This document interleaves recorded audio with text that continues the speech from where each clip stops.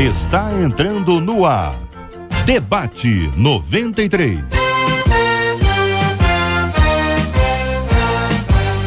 Realização 93 FM. Apresentação J.R. Vargas. Alô, meu irmão! Alô, minha irmã! Já chegou J.R. Vargas! Estamos de volta, começando aqui mais uma super edição do nosso Debate 93 de hoje, nessa sexta-feira, dia 12 de setembro de 2014. Que a bênção do Senhor esteja aí sobre a sua vida, sobre a sua casa, sobre a sua família, seu trabalho, sua igreja. Que a bênção do Senhor esteja com você, onde quer que você vá, onde quer que você esteja. Receba o carinhoso abraço em nome de toda a nossa equipe, que já está aqui a postos para te atender, para te receber, para te ouvir. Você liga, você fala com o Debate 93. Fale com o Debate 93. 2461-0093. E-mail debate@radio93.com.br. Facebook Rádio 93 FM. Site www.radio93.com.br. Você está ligado no Debate 93 com J.R. Vargas. Olha, uma de nossas queridas ouvintes, gente, ela diz o seguinte: o que mais vejo hoje em dia são pessoas que oram assim: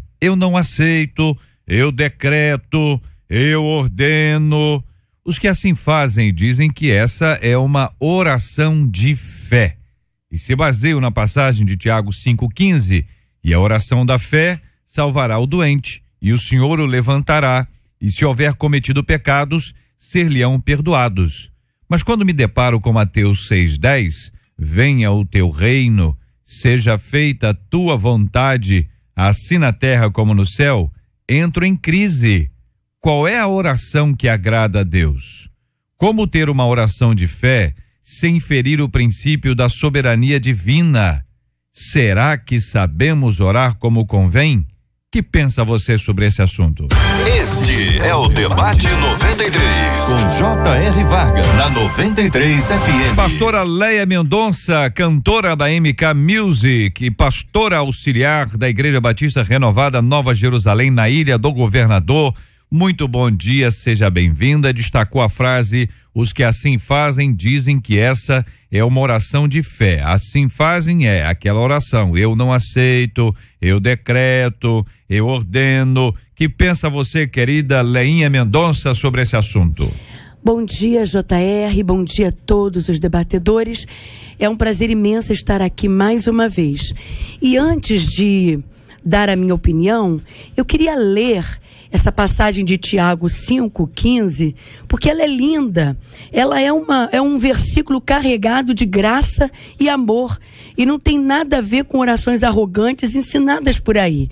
Diz assim: está alguém entre vós doente? Chame os presbíteros da igreja e orem sobre este doente, ungindo com azeite em nome do Senhor.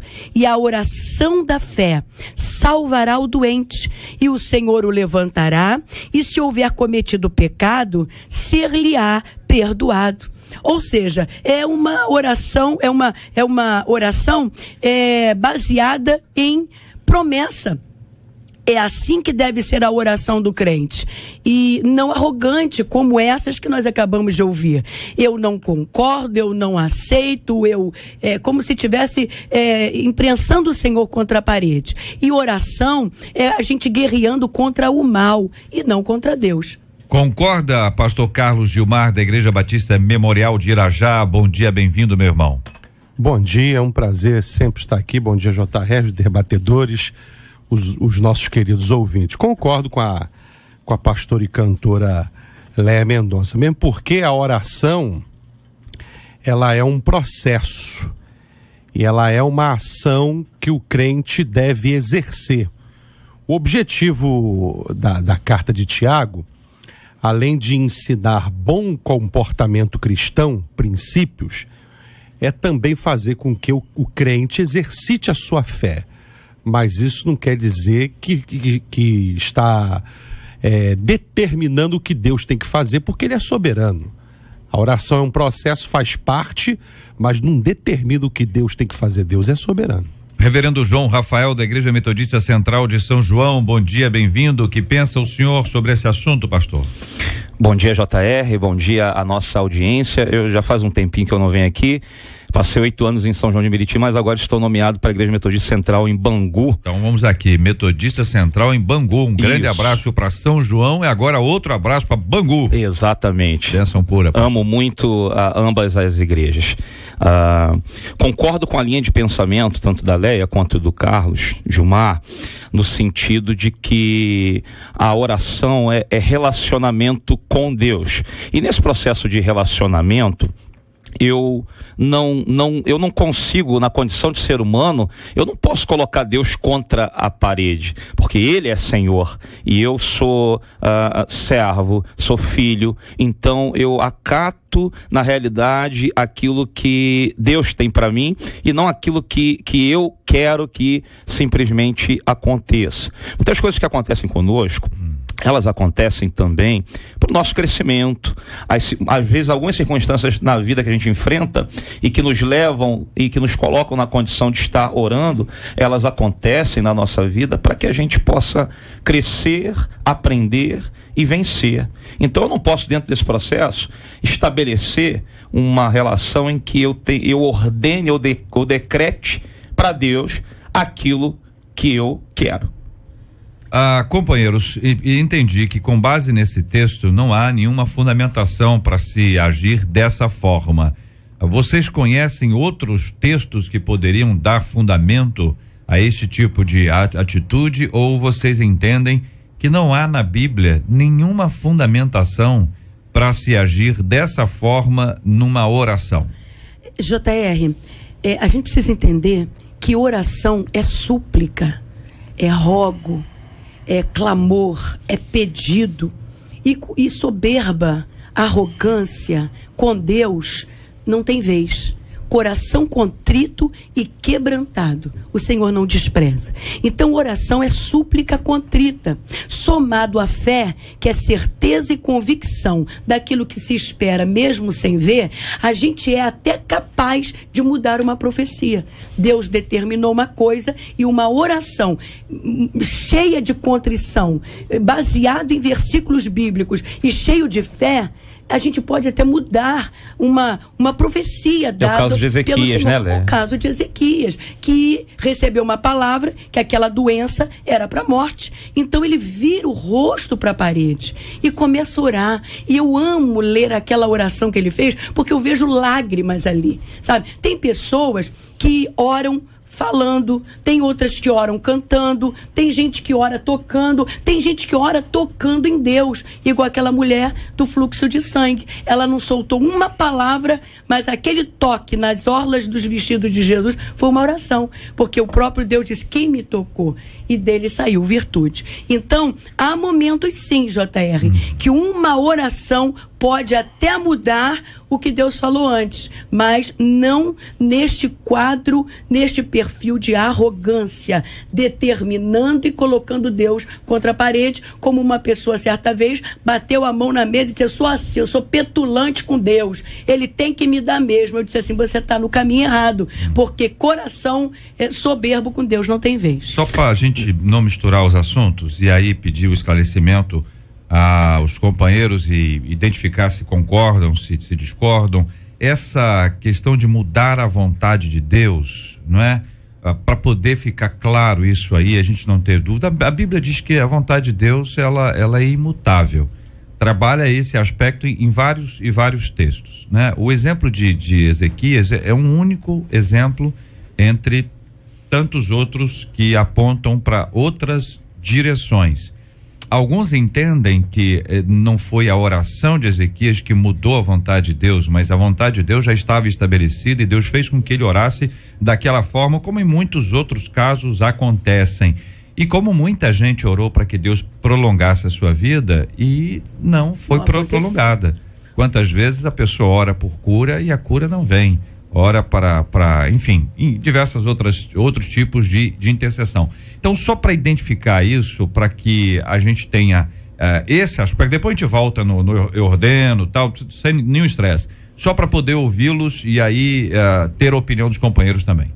Eu apontaria, se me permite, estou me lembrando aqui de um texto em que um rogo, uma súplica, consegue convencer Jesus de uma sentença contrária, né?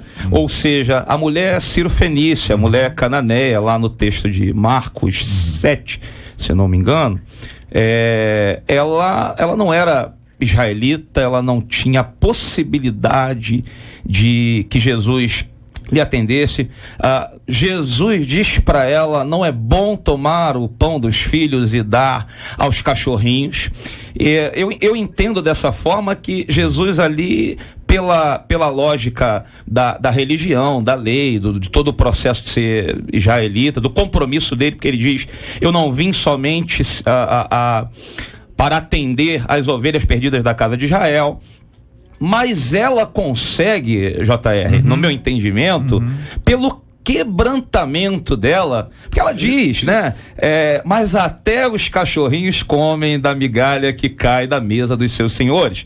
Então, o quebrantamento, e aí é isso que eu acho que, de repente, o pensamento da Léia, e também quando eu lembrei aqui de Ezequias, que o quebrantamento sempre vai tocar de modo mais profundo o coração de Deus. Uma pessoa que se coloca quebrantada, uma pessoa que se coloca em atitude de humilhação, uma pessoa que entende que depende totalmente de Deus, ela vai tocar o coração de Deus num certo sentido, isso no meu modesto entendimento. É claro, JR, que a soberania de Deus, ela está acima de tudo e ela deve ser sempre desejada. Por mais que você apresente a Deus os seus desejos, porque a Bíblia diz: deleita-te no Senhor e Ele concederá o desejo do teu coração. É claro que a vontade do Senhor é soberana e deve ser sempre o final da nossa oração. Mas, se a gente levar em consideração o fato de que não adianta mais orar,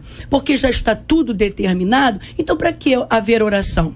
Oração é esse relacionamento, é esse diálogo que numa conversa com Deus, Deus ele pode até dizer uma coisa não, mas lá na frente já está com aquele propósito que vai me levar a chegar aonde Ele quer, mas Ele me dá esse direito de orar, de interceder por mim ou por outro e ver a coisa acontecer, ainda que a palavra dele inicial tenha sido contrária. JR, eu entendo o seguinte: é claro que nós iremos achar muitos textos bíblicos de vários profetas, homens e mulheres de Deus que tiveram grandes experiências com Deus na oração. Uma das grandes experiências, a que o pastor João Rafael citou, a cantora Léia Mendonça citou. Então nós vamos realmente nos depararmos com muitas experiências. Agora, existe um texto bíblico que vai nos ajudar aqui nessa reflexão. O texto de Isaías 55, ele vai dizer que os pensamentos de Deus são muito mais altos do que os nossos pensamentos, que os caminhos de Deus não são os nossos caminhos. Isso significa que nós somos limitados. Nós somos pessoas limitadas e muitas vezes não entendemos propósitos e respostas de Deus. Então, o que eu entendo? Eu entendo o seguinte: que eu preciso buscar o Senhor em oração. Isso é uma regra, faz parte. Deus pode tudo. Eu posso ter muitas experiências com Deus através da oração, mas eu não sei o que vai acontecer. E seja qual for o resultado da minha oração, isso não pode me levar a um esfriamento, já que eu entendo que os pensamentos de Deus são muito mais altos do que os meus. Então a questão não é determinar, né, porque Deus tem que fazer, não é a maneira com que você ora, né? Se você orou forte, se orou fraco, se orou com determinação, se orou sem determinação. A grande questão é que Deus é soberano e o nosso papel é orar, crer e o realizar é com Deus. Eu entendo assim. Posso fechar meu raciocínio? Falando do rei Ezequias, a vontade de Deus, ela é boa, perfeita, agradável. Sempre será melhor optar pela vontade de Deus. Era para Ezequias ter morrido ali, naquele momento.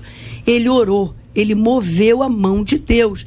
E Deus manda Isaías voltar e dizer assim: vai lá e diz para ele, mais 15 anos de vida. E nesses 15 anos, ele foi decrescendo. Porque se ele tivesse morrido há 15 anos atrás, ele morria em alta, famoso, com sucesso, cheio de riquezas, e ele nesses 15 anos perde tudo. Então às vezes Deus nos poupa de muitas coisas, porque a vontade dele sempre vai ser melhor do que a nossa. Quero ouvir também a opinião do pastor Jean Max da Assembleia de Deus na Ilha, já está aqui conosco o pastor Jean Max. Bom dia, bem-vindo. Bom dia. O senhor concorda? Bom dia, JR, bom dia, debatedores. Eu estou de pleno acordo com tudo que vem sendo falado e também entendo que a melhor opção é você reconhecer que Deus é o Senhor. A oração não é uma ferramenta que me permite impor a minha vontade sobre a de Deus. Eu tenho que entender, como já foi dito aqui, que a oração é uma ferramenta de súplica, uma ferramenta onde eu posso apresentar ao Senhor as minhas necessidades, na esperança de que Ele entre com providência e me ajude. Nós temos aquele Jabes ou Jabés, que fala ao Senhor, ele rogo-te que a tua mão seja comigo, que amplies o meu território e me livres da dor. Então ele já nasceu sob uma certa condenação por causa da dor que ele impôs à sua mãe, e parece que aquilo o perseguia, e ele apresentou isso a Deus e pediu mudança. Eu acho que esse é o propósito, é assim que eu tenho que encarar a oração toda vez que eu oro. Com relação à questão de alterar ou não a vontade de Deus, eu acho que a Leia fechou bem quando disse aqui sobre entender que se Deus já me apresentou a vontade dele, vale muito a pena que eu aceite essa vontade. E aí eu quero só concluir dizendo que Jesus, ele fez isso. Ele tinha uma vontade, apesar de ser Deus em sua totalidade, tinha uma vontade que naquele momento não era a mesma do Pai. Ele disse que se fosse possível, que o Senhor passasse dele aquele cálice.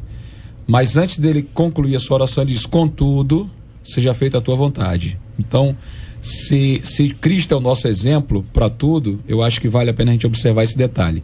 Ele apresentou a dele, mas deixou claro que preferia que Deus fizesse a sua. Muito bem. Então nós temos aqui o princípio da oração, que é um fundamento bíblico. Jesus nos ensinou, a Bíblia em diversos instantes nos ensina. Chega uma hora que é muito interessante no relato de Marcos, quando João Batista morre, no relato de Marcos, Jesus se recolhe com seus discípulos e diz para eles assim: ó, vamos aqui à parte. A impressão que passa é que estava tão pesado que ele precisava de ter um tempo a sós, não só com os discípulos, mas especialmente a sós com Deus, como ele teve várias e várias vezes. A oração para Cristo era um alimento contínuo, não era uma coisa de uma troca, não era uma coisa de uma súplica, no sentido de pedir alguma coisa ao Pai, mas transmite uma ideia de uma intimidade, de uma caminhada, de uma conversa, de um diálogo com Deus, que expressa de maneira tão clara quando a Bíblia diz: orai sem cessar, ou seja, não é só quando você estiver precisando de alguma coisa, mas é uma conversa com Deus que você precisa ter durante todo o tempo da sua vida. E a gente conhece, observando pessoas que têm uma vida de oração, é diferente de uma pessoa que ora por um tempo. A gente sabe a diferença. Uma pessoa, quando a chapa esquenta, a pessoa vira crente.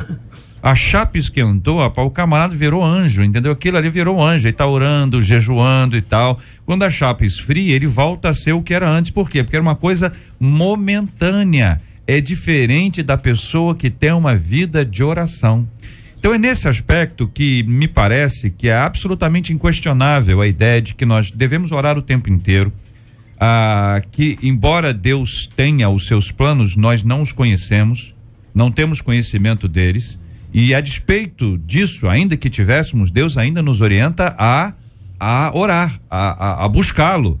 Inclusive chega a dizer que a ansiedade é uma coisa terrível, mas ela é sublimada, ela é relegada a um segundo plano na nossa vida quando a gente apresenta diante de Deus nossas orações, súplicas com ações de graça.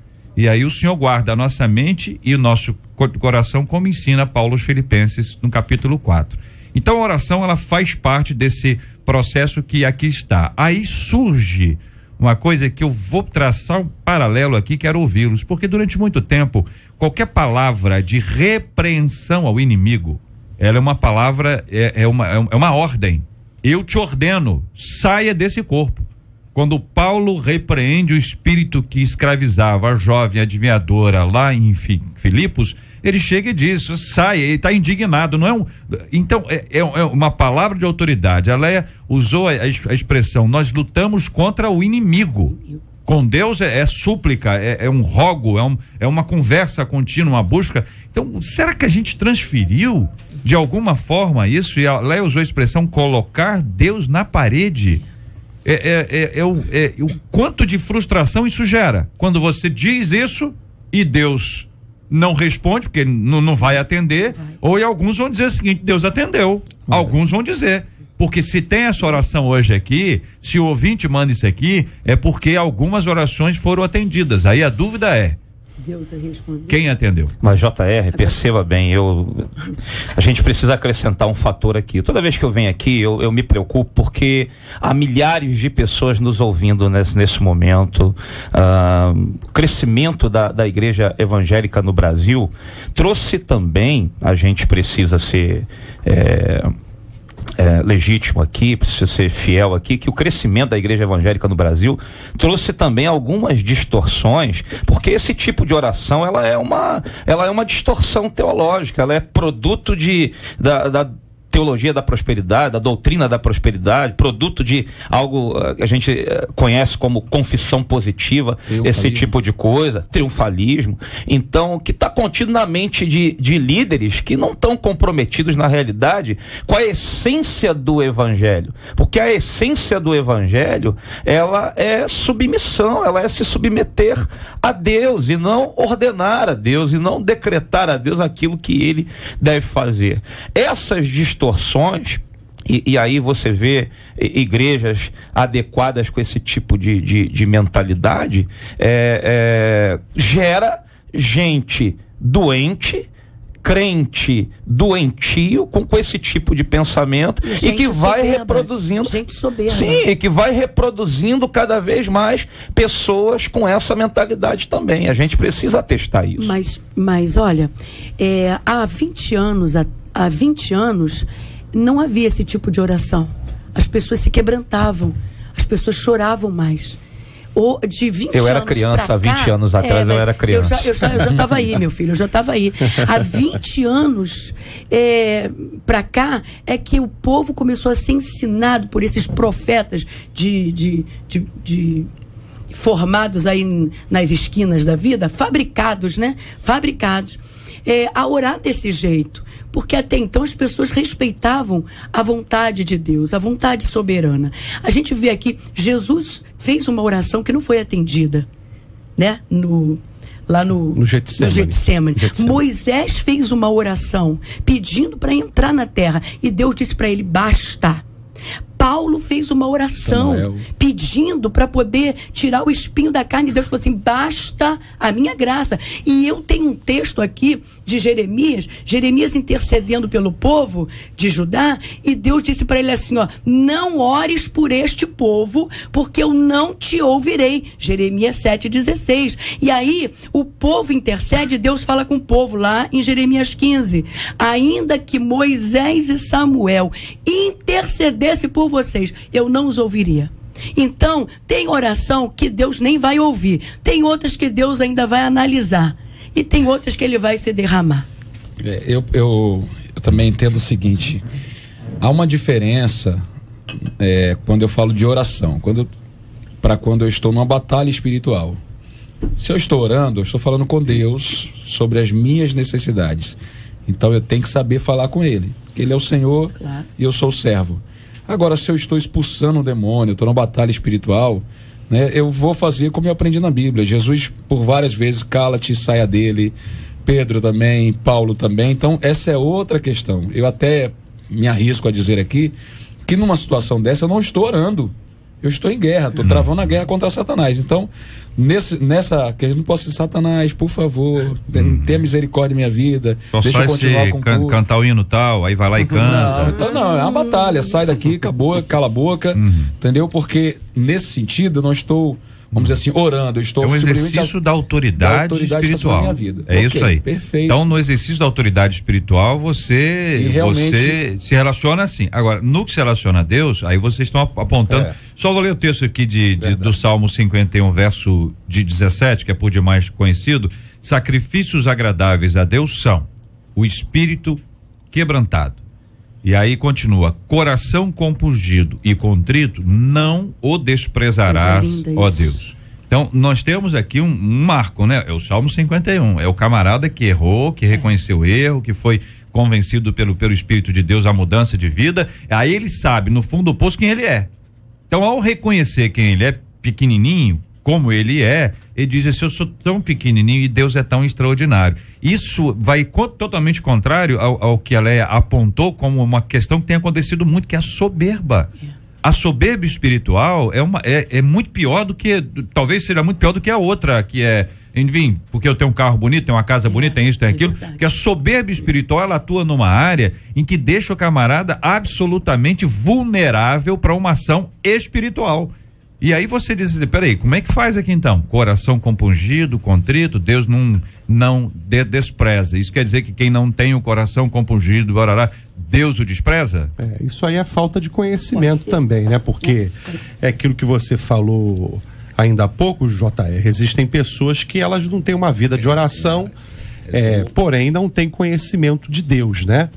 Então essa falta de conhecimento, essa falta de intimidade leva também a essas aberrações teológicas, como o pastor João Rafael falou.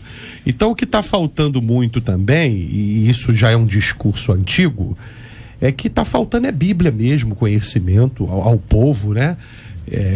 Para que busque conhecer o caráter de Deus. Quem conhece o caráter de Deus não faz uma oração como essa. Não faz. Entendeu? Porque conhece os atributos de Deus, enfim. Tá faltando Bíblia, tá faltando o pessoal realmente querer estudar a palavra do Senhor e ter como tesouro morar no céu. Amém. Porque quando a gente tem como tesouro morar no céu, tudo é diferente. Agora, quando a gente tem como tesouro outras coisas, aí é complicado. Você questiona, não quer aceitar, porque o seu tesouro é esta terra. E não é, o tesouro é morar no céu. Vou vos preparar um lugar, para onde eu for, vocês irão. Então, quando a gente tem o nosso olhar no céu, quando a gente guarda o nosso tesouro no céu, não vamos orar dessa maneira. Estava comentando em off aqui com a Leia, né, que se é uma condição para que Deus não nos despreze, ter um coração quebrantado e contrito, se eu não tenho isso, a resposta de Deus à minha oração é o desprezo. Até porque a palavra do Senhor diz que Deus resiste ao soberbo, né? Então, a gente tem que ensinar o povo a mudar a postura quando se relacionar com Deus. E um comportamento lindo foi daquela mulher sírio-fenícia, a cananeia, né? A libanesa. Por quê? Porque Jesus já sabia o desfecho da história. Jesus já sabia que uma estrangeira ia demonstrar mais afeto, amor e respeito do que os próprios judeus. Então ele leva a mulher às vias de uma humilhação para provar lá na frente que aquela mulher acreditava nele. Eu acho isso lindo. Ela foi atrás do que ela queria. Ela apresentou para Deus o desejo, ver a filha liberta daqueles demônios todos. E Deus foi...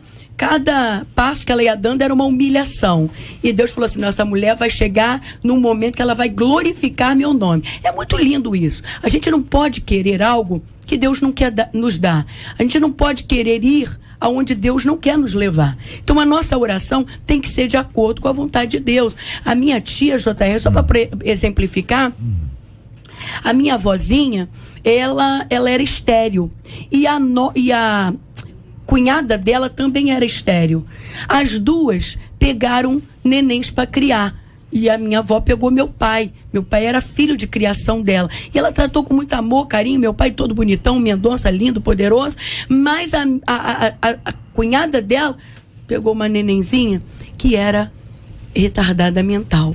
E só foi descobrir isso quando cresceu. Naquela época não dava para descobrir logo. Quando ela tinha um aninho, a criancinha estava prestes a morrer, chegou a perder os sinais vitais, e aí a igreja entrou em oração, porque a tia Maria não aceitava de jeito nenhum que aquela menina morresse, e era um chororô, e a casa da minha avó era aquela casa de oração, o tempo inteiro orando, profeta, oração, profeta, oração, e Deus então recobrou a vida da criança.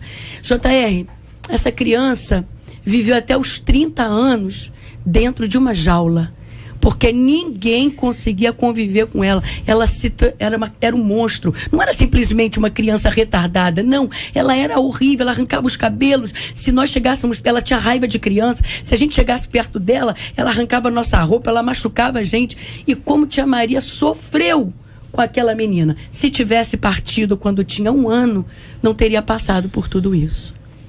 A experiência é parecida com a do próprio rei Ezequias, né?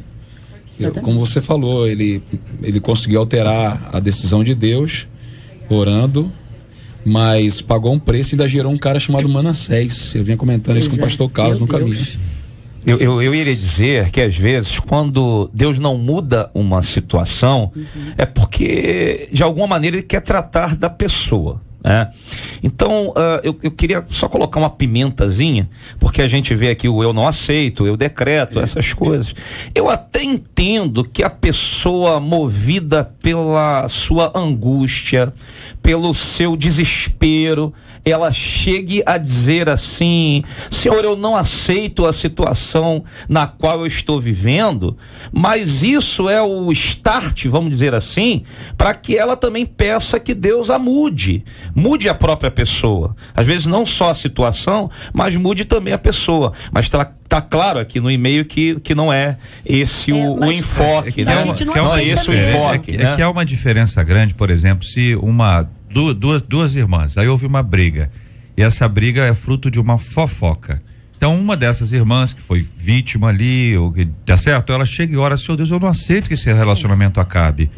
Meu Deus, eu não aceito isso, me ajuda. Olha, é uma outra forma, certo? Não é uma que você não está dando ordens a Deus, você está dizendo para Deus: Senhor, eu não aceito que este relacionamento, que este problema, que esta situação, ou seja, há um clamor diante de Deus, e eu imagino que vocês também, a gente sabe que uma pessoa, quando está no momento limite, algumas pessoas xingam, algumas pessoas falam mal de Deus. E as pessoas dizem: se você está blasfemando, e às vezes a pessoa está no pico da emoção.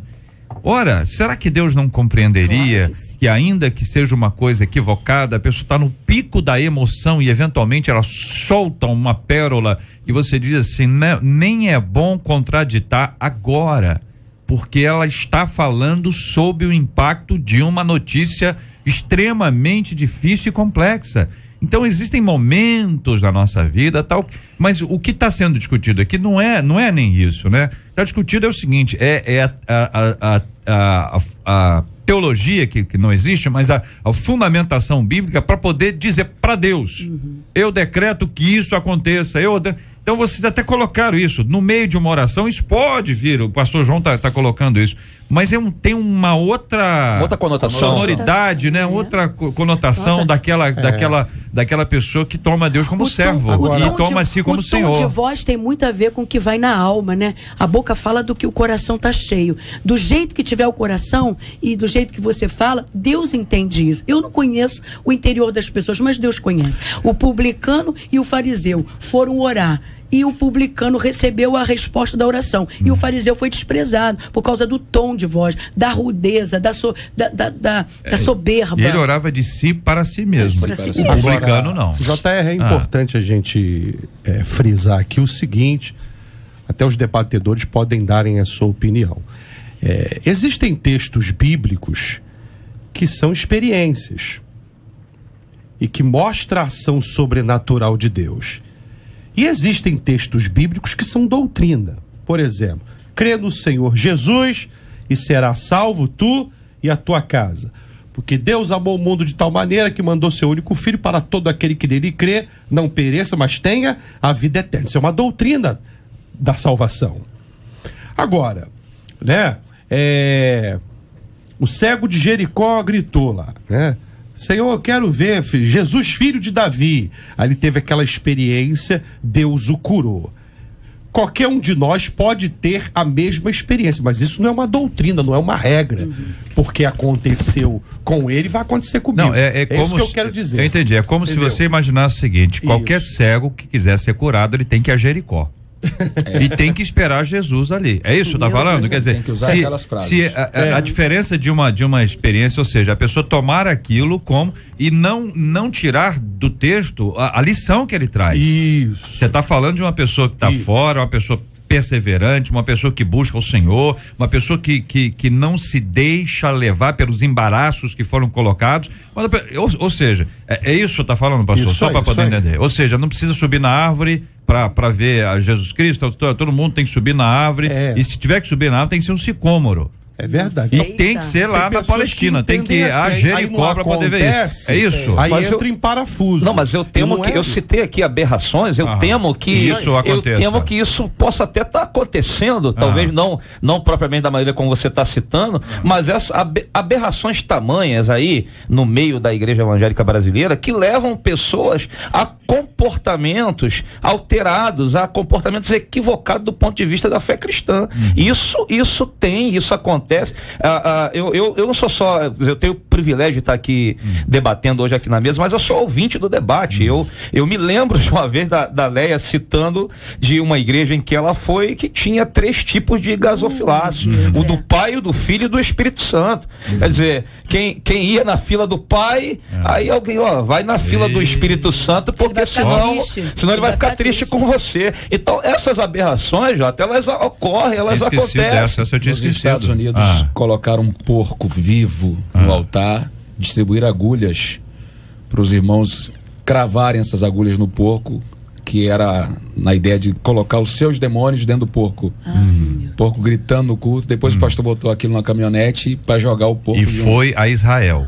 Foi na Galileia. Foi lá na Galileia, na montanha, que é junto ao mar da Galileia. Textos bíblicos não são. O cara tem que cumprir tudo. Na igreja brasileira. Tinha que ir para os gadarenos. De Deus.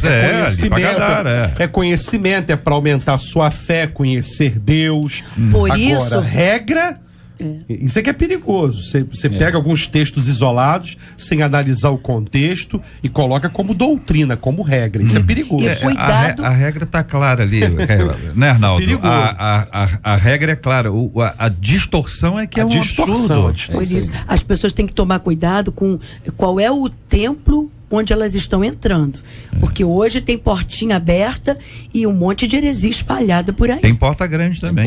Portas grandonas, aliás. De Piabetal, ouvinte dizendo: imagine se os grandes homens da Bíblia, como Daniel, Ananias, Azarias e Misael, ordenassem a Deus e não passassem pela prova. Nós não teríamos histórias tão lindas do mover de Deus. O próprio Jesus nos ensinou a pedir forças para passar pela prova e não ordenar o não passar. Compartilhe aqui um dos nossos queridos ouvintes. Eu quero agradecer pelo carinho da audiência. O Alessandro ressaltando a frase da Leia: profetas fabricados nas esquinas. A Maria dizendo: tem pessoas que acham a oração do outro fraca. Só quem sabe é Deus. Tem um negócio desse, minha oração forte. Fulano tem oração forte.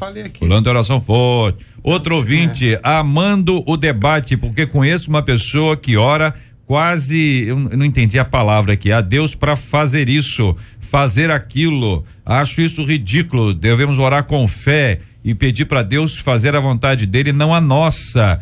Diz aqui o nosso ouvinte. Outro ouvinte dizendo: eu concordo com a Leia. A vontade de Deus é boa, é agradável e é perfeita. Isso é Romanos 12:2. E mais, Deus é onisciente, onipotente, onipresente, ele intercede por nós com gemidos inexprimíveis, já é Romanos 8. Então é fundamentação bíblica.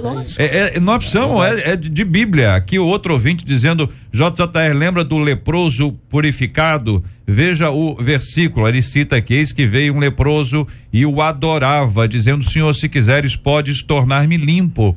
Jesus, pois, estendendo a mão, tocou, dizendo: quero ser limpo. No mesmo instante ficou purificado de sua lepra. Em Romanos 8:26 diz lá: não sabemos pedir como convém. E se não sabemos pedir como convém, imagine determinar. Diz aqui o nosso querido ouvinte. Quero ouvi-los aqui. A Ana Angélica está em Araçatuba, no interior de São Paulo, acompanhando a gente. Obrigado, Ana Angélica. Dizendo: JR, não sabemos orar como convém, pois muitos colocam Deus na parede e eu não concordo. Dê um alô para nós aqui. e ela diz aqui, cita uma frase: uma lágrima muda uma sentença. Você que deu essa frase? Então guarda, o Ana Angélica, põe entre aspas aí, viu? Essa frase é da minha canção. Olha aí, põe entre aspas aí. Música. Muito bonita a música. Vamos então aqui ouvir a nossa pesquisa 93 de hoje, resultado parcial para os nossos queridos e amados ouvintes. Pesquisa 93. Pergunta é essa: será que nós sabemos orar como convém? Por telefone, 82% dos nossos ouvintes dizem que não sabemos. No nosso site, 81% deles também dizem que não sabemos. Muito obrigado, queridos ouvintes. Um abraço também aqui pro Wellington, que está em Macaé acompanhando a gente, ouvindo a nossa 93 FM. Muito obrigado, querido Wellington. Vamos ouvir os companheiros aqui, o pastor Jean Marques, pastora Léa Mendonça, pastor Carlos Gilmar, reverendo João Rafael. Quero ouvi-los sobre esse aspecto aqui. Nós vamos aqui, a partir do ponto aqui onde nós estamos em Mateus 6:10, venha o teu reino, seja feita a tua vontade, assim na terra como no céu. Entro em crise, qual é a oração que agrada a Deus? Pergunta ao ouvinte. Como ter uma oração de fé sem ferir o princípio da soberania divina? E ao final, será que sabemos orar como convém? Diante dos companheiros o assunto. Eu tenho para mim, JR, que a oração que agrada a Deus é aquela que é feita em espírito e em verdade, né? O que a gente percebe muito nas orações, principalmente a oração pública, é que ela às vezes é feita para as pessoas e não para Deus. Eu quero que as pessoas percebam que eu sei orar, né? E na verdade eu não estou muito preocupado em alcançar o coração de Deus. Então, primeira coisa é que tem que haver verdade, sinceridade no que eu digo. Senão eu estou fazendo um discurso para as pessoas. Eu estou aproveitando para pregar enquanto oro. A outra, que eu acho que é também de suma importância, é que tem que ser em espírito. Eu tenho que entender que há um mundo sobrenatural sobre o qual eu estou subordinado. E esse é o outro lado, né? O outro aspecto do que a gente está tratando aqui. As pessoas realmente estão fracas em sua fé. E Jesus apresentou essa questão. Ele disse: quando o Filho do Homem voltar, vai encontrar fé na terra? Então, hoje, as pessoas estão deixando de crer no sobrenatural. E às vezes é aí que está aquela posição: fulano tem oração forte, Beltrano tem oração fraca. Esse camarada que tem oração forte, às vezes ele chega num grau de intimidade ou num grau de autoridade diante da situação que escandaliza quem não tem aquela prática. Porque quem não tem essa prática, às vezes na sua oração, fala como se estivesse falando com as paredes, para ver se de tanto falar a coisa resolve. E Jesus disse que não era de muito falar. Então eu preciso saber que o meu Deus é realmente um ser espiritual, presente, interessado em mudar a minha situação, interessado em participar das minhas situações, porque a igreja é essa entidade espiritual. O apóstolo João e Pedro, quando chegaram na porta de Formosa, eles disseram: olha, o que eu tenho, o que temos, isso te damos, em nome de Jesus Cristo Nazareno. Quer dizer, ele se via como um representante do Senhor, e nós temos que nos ver assim também, para que as nossas orações possam realmente muito nos seus efeitos. Oração fraca, oração forte, isso aí não existe, né? O que existe é conhecimento e fé. Você tem conhecimento do Deus Altíssimo e fé. Ponto. Porque oração forte é o quê? Porque você grita muito, tá falando forte, com autoridade. Falou baixinho, tranquilo, oração fraca. É complicado. Então eu insisto, oração é oração, com dois princípios básicos fundamentais: conhecimento e fé. Eu agregaria mais um ponto, mais um fator, Jota, no seguinte sentido. A Bíblia mesmo expressa, no versículo que nós lemos, que nós não sabemos orar como convém. Porque, na realidade, o conhecimento da vontade de Deus, ou a vontade de Deus, soberana, altíssima, ela é diferente da nossa. Nós somos seres repletos de necessidades, sujeitos a alterações que Deus não tem. Deus é imutável. Deus não tem essa essência mesma nossa, no sentido de que nós temos uma série de limitações as quais Deus não tem. E aí, qual é, no meu entendimento, para resolver essa equação, ou para tentar orar como convém? É algo que às vezes os crentes não querem buscar. As pessoas tentam buscar uma série de dons espirituais, mas elas não se preocupam em buscar o dom do discernimento.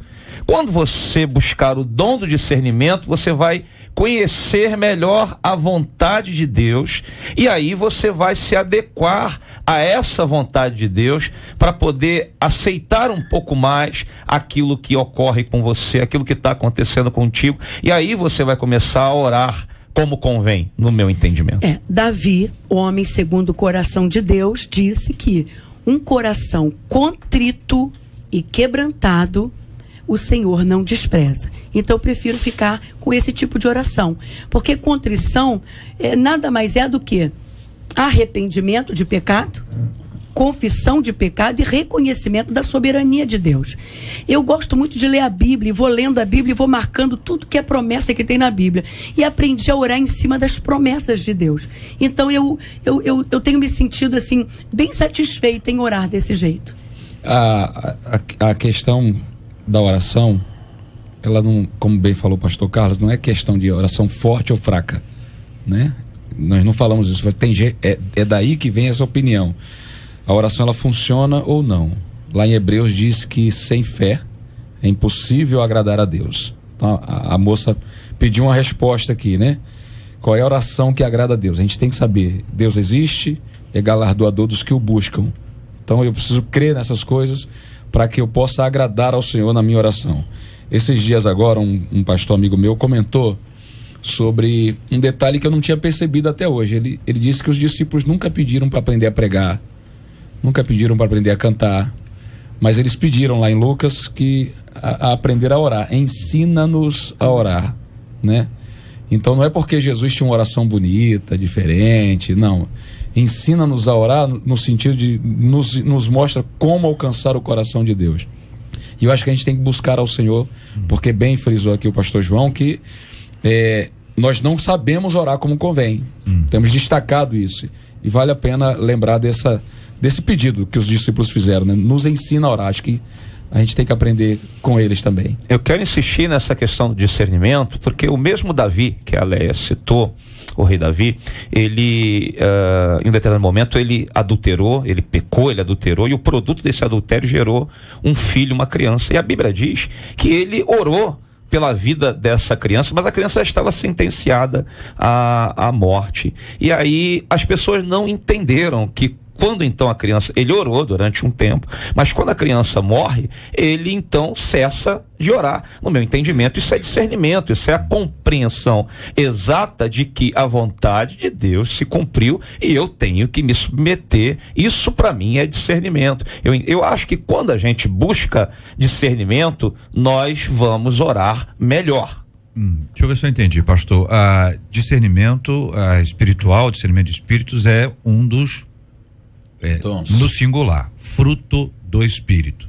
Não é isso? Está lá entre os frutos. É difícil dizer essa frase, né? Porque é fruto, não são frutos, né? É fruto do Espírito, e aí tem lá os gomos, como diziam os antigos aí. Quando se trata, por exemplo, dessa questão do não sabemos orar como convém, Romanos 8, versículo 26, também o Espírito semelhantemente nos assiste em nossa fraqueza, porque não sabemos orar como convém, mas o mesmo Espírito intercede por nós sobremaneira com gemidos inexprimíveis. Aí continua essa reflexão, mostra primeiro a nossa fraqueza. Se a gente não tem condições de discernir, ainda que a gente tenha assim uma perspectiva, mas se nós tivermos capacidade de discernir, nós vamos orar de uma maneira equivocada. E não é nem aqui orar pela cura ou não.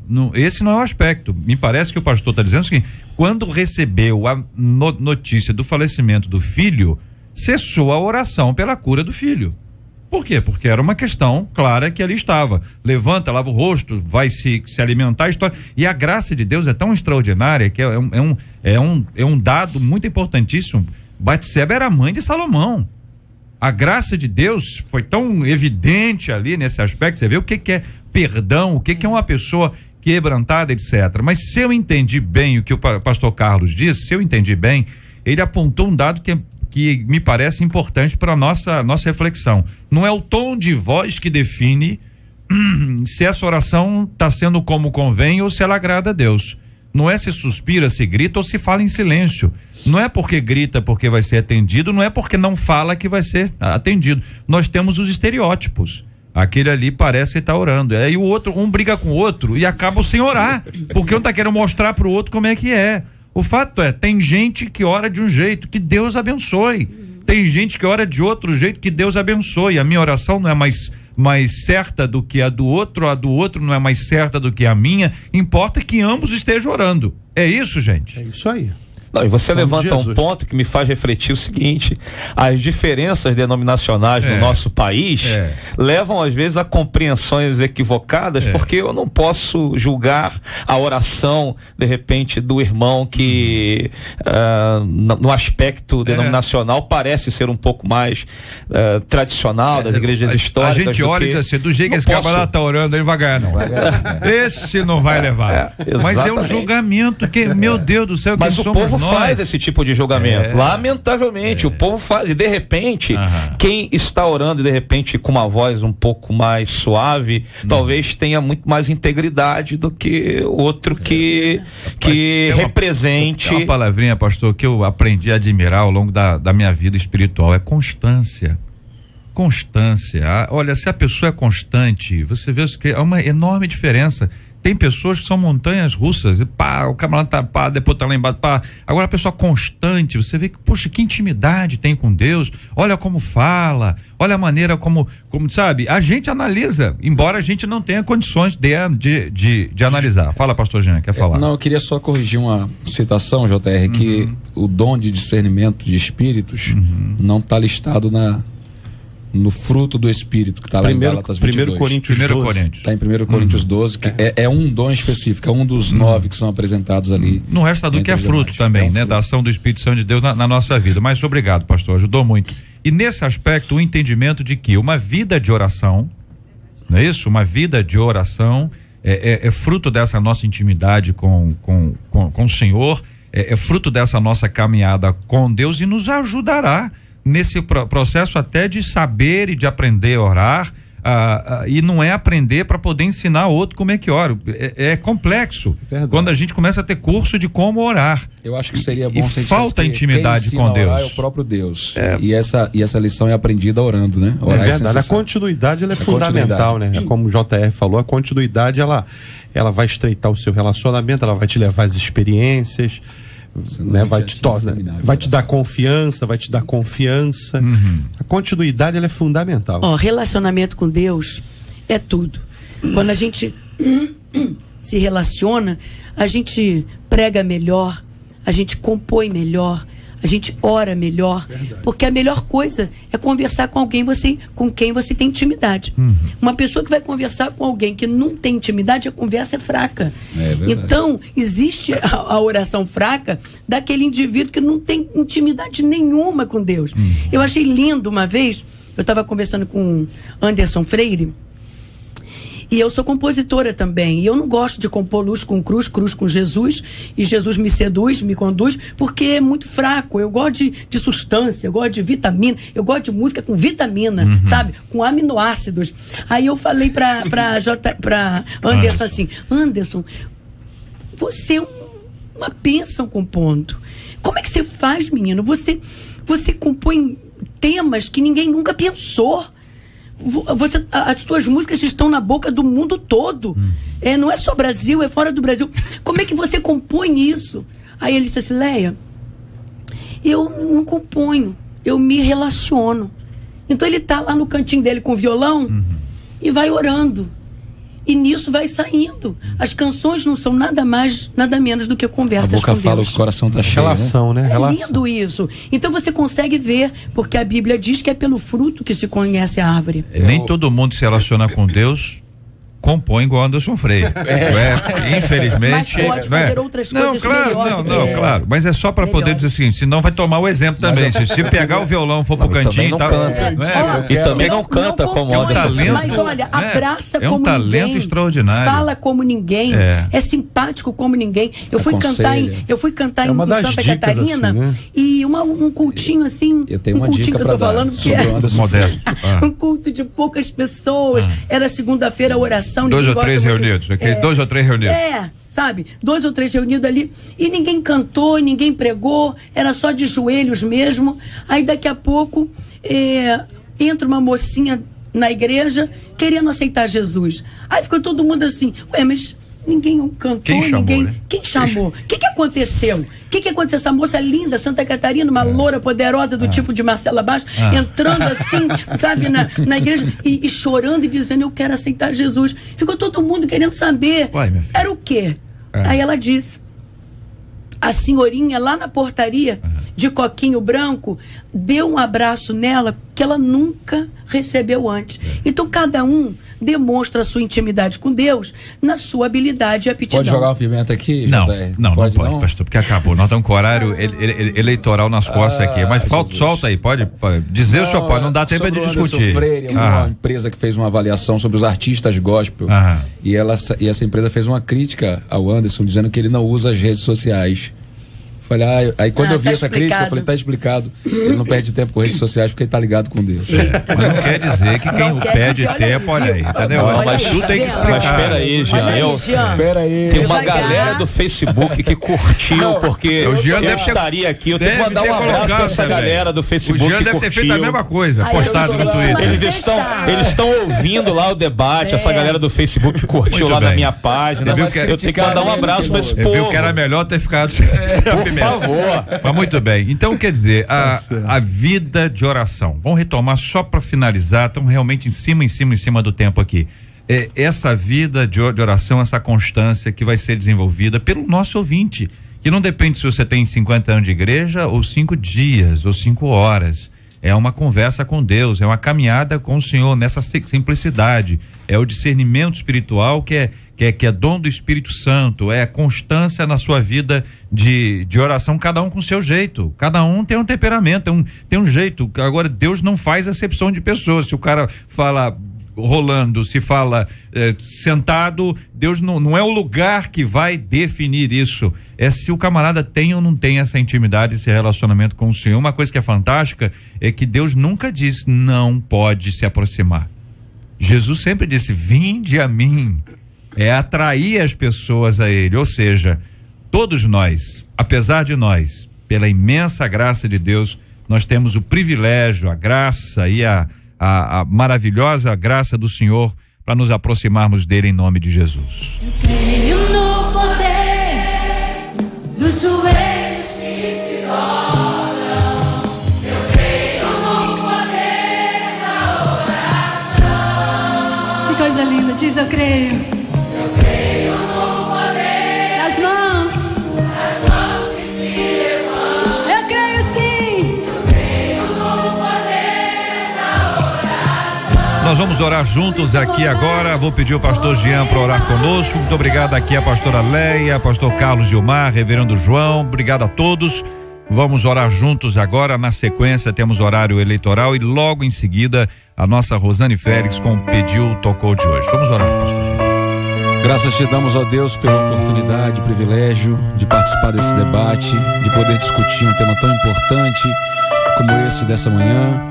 E nesse momento estendemos a nossa voz em oração ao trono da tua graça, humildemente, reconhecendo que tu és o Senhor, que tu és o dono das nossas vidas, o soberano. Mas aproveitamos também essa oportunidade para pedir que o Senhor venha atender ao clamor dos necessitados, aos aflitos, aos doentes, aos encarcerados. Ó Deus, leva a luz da tua palavra à vida dos perdidos, resgata aqueles que estão nas trevas, estabelece a vontade e os domínios do teu reino sobre esta cidade, sobre esta nação. Abençoa o nosso povo, meu Senhor, abençoa o Brasil, continua abençoando a igreja, o teu povo e os que aqui estão. Assim clamamos a Deus e te agradecemos. Amém. Que Deus te abençoe. Você acabou de ouvir Debate 93.